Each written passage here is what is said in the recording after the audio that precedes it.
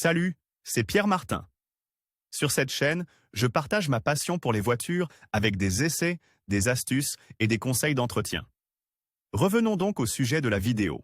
Le nouveau SUV hybride Alfa Romeo Tonale a repoussé ses débuts à juin 2022, et pour l'instant nous savons également qu'il sera probablement présenté officiellement lors du prochain salon de l'automobile de Genève. Voici en avant-première les caractéristiques et les prix de vente. Design et intérieur de l'Alfa Romeo Tonale. L'Alfa Romeo Tonale sera le prestigieux nouveau SUV de la firme du Bischione, dont le concept a été dévoilé lors du salon de Genève 2019.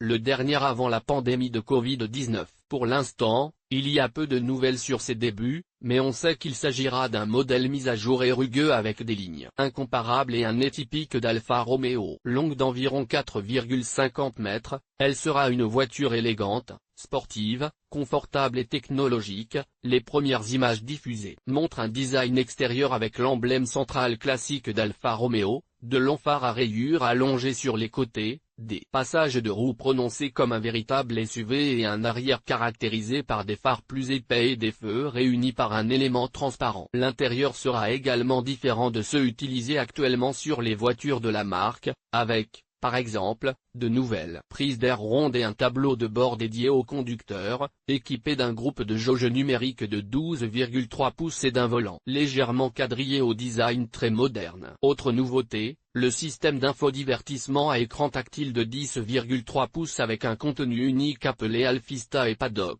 Grâce au premier, il sera possible de se connecter au club Alpha et aux événements communautaires, tandis qu'avec le second, vous obtiendrez un marché virtuel pour acheter des pièces automobiles et des marchandises de la marque Alfa Romeo. Apple CarPlay, Android Auto et le système audio premium en option ne manqueront pas non plus à l'appel. Évidemment, compte tenu de la taille du SUV, il y aura beaucoup d'espace pour les occupants avec une grande capacité de coffre. Une curiosité, l'intérieur de la nouvelle Alfa Romeo Tonale s'inspire de l'histoire de la course automobile d'Alfa Romeo, ce qui explique que le volant ressemble presque à un gouvernail de course. Moteur et performance de l'Alfa Romeo Tonale. L'Alfa Romeo Tonale sera équipé d'un groupe motopropulseur hybride rechargeable innovant, une première pour la société du Bischione. Bien que les informations à ce sujet soient encore rares, on s'attend à ce que la voiture soit basée sur un système de traction avant, s'éloignant ainsi de la traction arrière actuellement utilisée, mais qu'elle soit également disponible en 4x4 pour répondre à tous les besoins des consommateurs. Le plug-in sera équipé d'un moteur électrique monté à l'arrière pour assister le moteur à combustion interne, qui sera probablement un 4 cylindres turbocompressé. Consommation de carburant. Grâce à la technologie plug-in,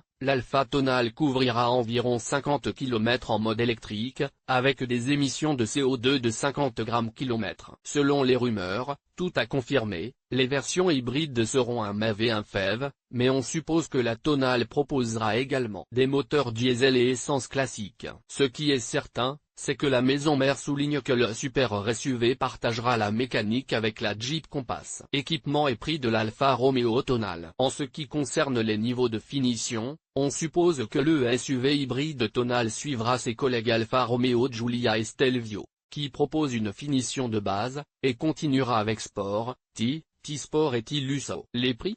Encore inconnus, mais ils commenceront vraisemblablement à 41 000 €. Selon certaines rumeurs, la Tonale sera officiellement dévoilée le 17 février 2022, date prévue pour le début du nouveau salon de l'automobile de Genève, ce qui reporte les prévisions de vente initiales de septembre 2021, comme l'a annoncé Jean-Philippe Imparato, le PDG. Toutefois, il est certain que la voiture sera produite à Pomigliano, comme l'a déclaré à Ansa Pietro Gorlier, directeur des opérations de FCA pour la région EMEA.